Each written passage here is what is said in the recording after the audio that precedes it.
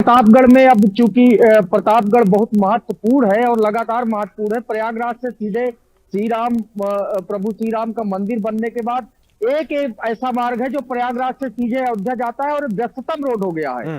अब कल से जो स्थितियां बन रही है, वो स्थितियां डाइवर्जन की बन रही है। शहर में लगातार ई रिक्शा को प्रतिबंधित कर दिया गया है। खास करके हाईवे पर जो गली से ई रिक्शा निकल जाते थे, वहां भी पॉइंट पर पुलिस तैनात कर दी गई है और लगातार इस हाईवे को खाली रखा जा रहा है और लगातार इस पे बिजी शेड्यूल और वीआईपी मूवमेंट होते रहते हैं। प्रयागराज से जो लोग श्री राम मंदिर के लिए जा रहे हैं, उनका मूवमेंट अधिक है।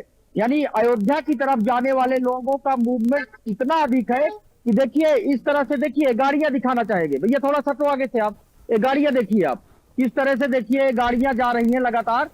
और ये देखिए, ये मूवमेंट देखिए आप। अब ये ट्रैफिक बिल्कुल अयोध्या की तरफ जाता है, लेकिन जब उस तरफ से आएंगे तो उस तरफ से मूवमेंट कम हो गया है, क्योंकि महाकुंभ में जाने के कई रास्ते हैं और खास करके ये जो मार्ग है, ये सीधे अयोध्या जाता है प्रयागराज से और सभी लोग इसका ही उपयोग करते हैं। इसलिए अब इस पे हाईवे पर, प्रयागराज अयोध्या हाईवे पर जो सुल्तानपुर होकर जाता है, इससे बिजी शेड्यूल बढ़ रहा है। और जो महाकुंभ में आने वाले हैं, जैसे अयोध्या से और सुल्तानपुर से और अच्छा शिवमोहन, आप लगभग हर रोज मेरे से जुड़ते हैं, आप ट्रैफिक पुलिस को ट्रैफिक व्यवस्था ही दिखाते हैं, कुछ नया और है प्रतापगढ़ में?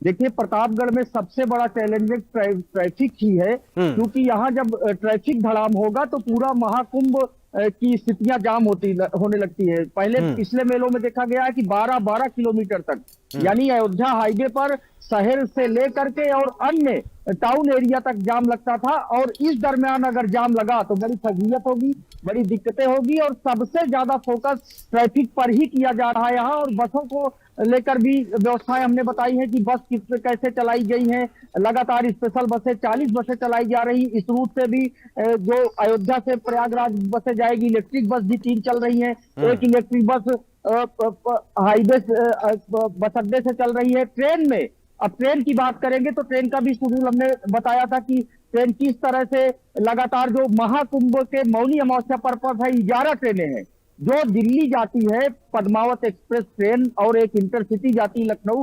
वो भी जरूरत पड़ने पर ऐसा बताया गया कि उसको रोका जा सकता है वजहों से। और ट्रेन के 2 डिब्बे ऑलरेडी खड़े रहते हैं कि अगर भीड़ बढ़ती है तो किसी में उनको लगा दिया जाएगा। इस तरह से व्यवस्थाएं यहाँ चाक चौबंद की गई है। लेकिन सबसे बड़ी व्यवस्था ट्रैफिक की होती है प्रतापगढ़, क्योंकि शहर में सकरा है, बिल्कुल सकरा है, यहाँ कोई पार्किंग नहीं है, इसलिए चैलेंजिंग होता है। और सबसे बड़ा चैलेंजिंग यही होता है महाकुंभ के बिल्कुल सबसे बड़ा चैलेंजिंग यही होता होगा, क्योंकि अगर रास्ता ही सही नहीं रहेगा तो लोग जाएंगे कैसे, और एक सुचारू मार्ग होना बहुत जरूरी है। शिवमोहन, अगर अन्य व्यवस्थाओं की बात करें, ट्रैफिक देखिए सुचारू रूप से है, आप दिखाते हैं तस्वीर, हम देखते हैं कि स्मूथली ट्रैफिक जो है वो मूव कर रहा है। इसके अलावा अन्य व्यवस्थाएं, रुकने ठहरने की जो व्यवस्थाएं हैं, या फिर बस स्टेशनों पर कैसी व्यवस्थाएं हैं इन, और या बुजुर्ग जो जा रहे हैं, और जो लोग, कभी कभी ऐसा होता है कि मार्ग के बारे में बहुत ज्यादा जानकारी नहीं होती है लेकिन उनको लगता है कि उनको जाना है, ऐसे लोगों को भी गाइड करने के लिए कुछ व्यवस्थाएं की गई हैं?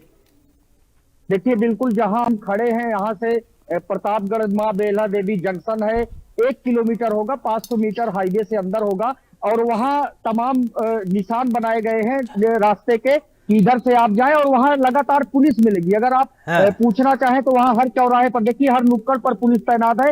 वो आपकी सहायता करती है, यातायात पुलिस सहायता करती है, सामान्य पुलिस सहायता करती है। रेलवे स्टेशन पर भी तमाम अलग से पुलिस और अतिरिक्त बल तैनात किए गए हैं, जो तीर्थयात्रियों की सहायता कर रहे हैं। उनको कहाँ जाना है, कैसे जाना है, वो पूछ लेते हैं। उसके बाद रैन बसेरे की बात करेंगे, रुकने की, तो रेलवे स्टेशन के नजदीक है, यहाँ जहाँ पीछे रैन बसेरे बनाए गए, क्षमता भी बढ़ा दी गई उसकी। 10 की क्षमता थी, 50 की क्षमता कर दी गई। बस अड्डे पर भी रैन बसेरे बनाए गए हैं।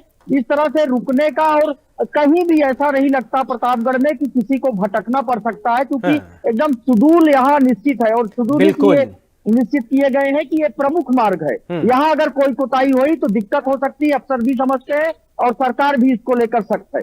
जी चलिए, बहुत बहुत शुक्रिया